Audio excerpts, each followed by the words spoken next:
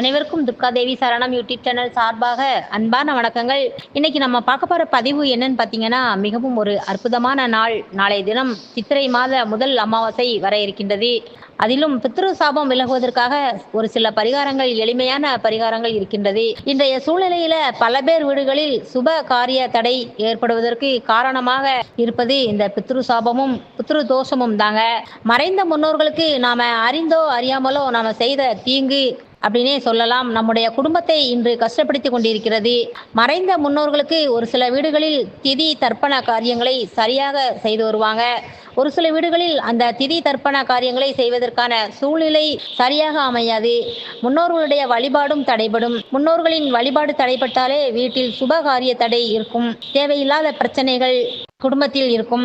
குடும்பத்தில் நிம்மதி இருக்காது. இப்படி உங்களுடைய வீட்டில் எந்த பிரச்சனை இருந்தாலும் சரி, அந்த பிரச்சனைகள் சரியாக பித்ருதோஷம் பித்ரு சாபம் விலக நீங்க செய்ய வேண்டிய ஒரு எளிமையான வழிபாட்டை தான் நம்ம பதிவில் இப்போ பார்க்க போறோம். பதிவை கடைசி வரை தொடர்ந்து பாருங்க. பதிவுக்குள்ள போறதுக்கு முன்னாடி துர்காதேவி சரணம் சேனலை சப்ஸ்கிரைப் பண்ணாம பாக்குறீங்கன்னா உடனே சப்ஸ்கிரைப் பண்ணிக்கோங்க. வாங்க இப்ப பதிவை பார்க்கலாம். நாளை தினம் சித்திரை மாதம் அமாவாசை. இந்த ஒரு அற்புதமான நாளை நீங்க அனைவருமே பயன்படுத்திக்கோங்க. இந்த அமாவாசையில் தான் நாம செய்யக்கூடிய முன்னோர்கள் வழிபாடு நமக்கு பரிபூரண அருள் ஆசியும் நமக்கு பெற்றுக் கொடுக்குங்க. மற்ற அமாவாசை தினத்துல முன்னோர்கள் வழிபாடு செய்ய நீங்க தவறி இருந்தாலும் சரி, நாளை வரவிருக்கும் இந்த அமாவாசை நாளில் பித்ருக்கள் வழிபாட்டை தவறாமல் செய்து விடுங்க.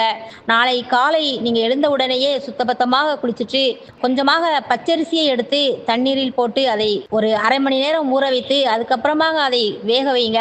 அதை வேக வச்சுட்டு அந்த சாதத்தை வடிக்க கூடாதுங்க. அப்படி கஞ்சாகவே இருக்கணும். வேக வைத்த சாதத்துல கொஞ்சமாக அதுல வெல்லம், கொஞ்சமாக வாழைப்பழம், கொஞ்சம் தேன், ஒரு சொட்டு மட்டும் நெய், இதை மாதிரி அதை ஊற்றி அதை மிக்ஸ் பண்ணிக்கோங்க. இந்த பொருட்கள் எல்லாம் நன்றாக அதை கலந்து இதை ஒரு சிறிது நேரம் நன்றாக ஆற வைத்து அதுக்கப்புறமா பசுமாட்டிற்கு தானமாக கொடுக்கலாங்க. அது ரொம்பவும் நல்லது.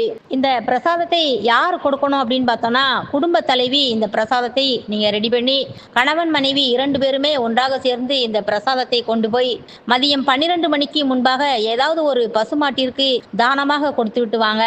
மதியம் நேரத்திற்கு முன்பு இந்த பரிகாரத்தை நீங்க செய்ய முடியல அப்படின்னு சொன்னா மாலை நேரம் 6 மணிக்கு முன்பாக இந்த ஒரு பரிகாரத்தை நீங்க செய்துக்கோங்க. பிரசாதத்தை பசுவிற்கு கொடுக்கும்போது கூட தம்பதி சரீரமாக கோமாதாவிடம் நமஸ்காரம் வாங்கி மனதார முன்னோர்களை நினைத்து வேண்டிக்கோங்க. நாங்கள் அறியாமல் செய்த பாவத்திற்கு மன்னிப்பு கொடுத்து விடுங்க.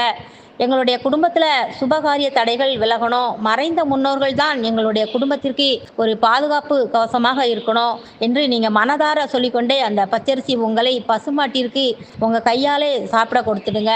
இப்படி நீங்க பசுமாட்டிற்கு பிரசாதத்தை கொடுத்து வரும்போது வீதியில நீங்க வரும்போது பசு வந்தா கூட பசு கோசாலை இருக்கும் இடத்துல நீங்க அதை பார்த்தீங்க அப்படின்னாலும், அல்லது யாராவது பக்கத்து வீட்டுல பசுமாடு வளர்ப்பாங்க அப்படின்னாலும் கூட அந்த பசுவிற்கும் நீங்க இந்த பரிகாரத்தை நீங்க கொண்டு இந்த பிரசாதத்தை கொண்டு கொடுக்கலாங்க. இந்த பரிகாரத்தை செய்த நாள் முதல் உங்க குடும்பத்திலிருந்து இருக்கும் பித்ரு தோஷம் பித்ரு சாபம் எல்லாமே விலகிடுங்க.